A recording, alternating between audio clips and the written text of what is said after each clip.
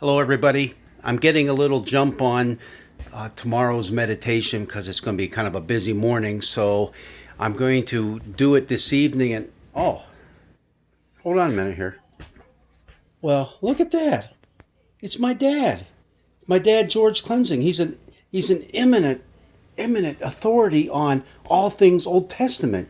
As a matter of fact, my dad just got done memorizing the entire Old Testament word for word. And what he's going to do right now, he is going to start reciting it to you without looking at the Bible. He's going to recite it to you. And here's what I want you to do. The minute you find that he makes a mistake, post it on Facebook, okay?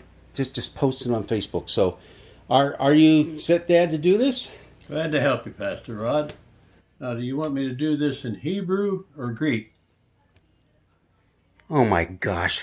My dad is a real show off. I'm sorry, folks, but I thought you were going to do it in Russian or Italian. No? Yeah. I better not. I brushed up on my Hebrew and Greek. All right. I think we're going to let my dad go with his little fun time here, okay? So let's go outside while he finishes up in Hebrew and in Greek. Oh my. Out onto the porch. What can I say? What can I say? Yep. He's up here for the week, having some fun in Western New York, and we're having a good time together. Yeah. And his 91st birthday is coming up in just a couple weeks. Isn't that cool? But, I want us to get back to talking about thinking of things Hebrew. How about Exodus? We've been in Exodus for a while now with the alternative first lesson that's given for each Sunday. And what did we have going? Oh my goodness. We had this whole golden calf incident where Moses had gone up on the mountain, and they're up there. He's going to be getting the 10 Commandments and bringing them back to the people. But in the meantime, they're freaking out because he hasn't come back. They think he might be dead. They grab Aaron and they say, Aaron, you're the craftsman here. Make us a golden calf. They take off all their earrings and they put them in a big melting pot, and he fashions a golden calf statue, right? And they worship it. And Moses comes down and he's furious and he throws down the 10 Commandments. They're written on stone, and that stone just shatters. And then he gets all mad at Aaron and yells at him, and Aaron yells back, it's not my fault. You know what these people are like. They made me do it.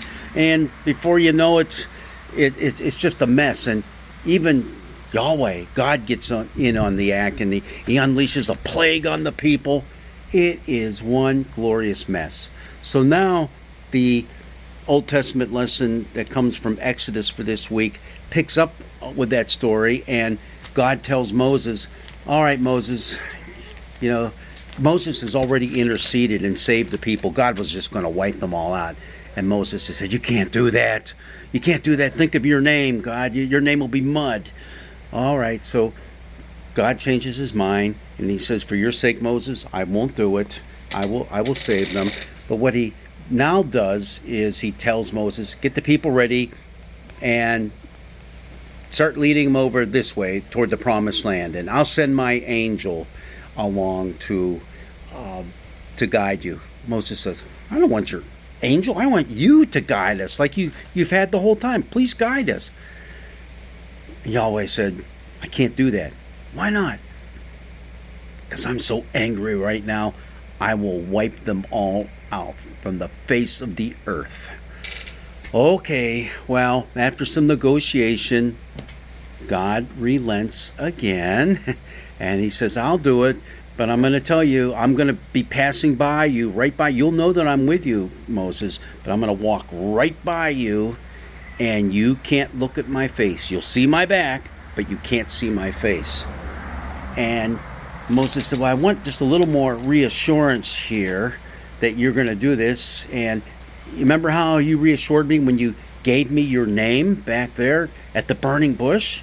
You said, I asked who you were and who I was going to tell the Pharaoh your name was, what it was. And you said, do you remember what that was? Okay, then you tell me. It is Testy Tuesday. What is God's name? All right, I'll give you a little hint. You already heard that it's Yahweh, but what does Yahweh mean? What does Yahweh mean? Here's your 4 answers to choose from. Number 1, I am the Lord your God. You shall have no other gods before me. Number 2, I will be what I will be.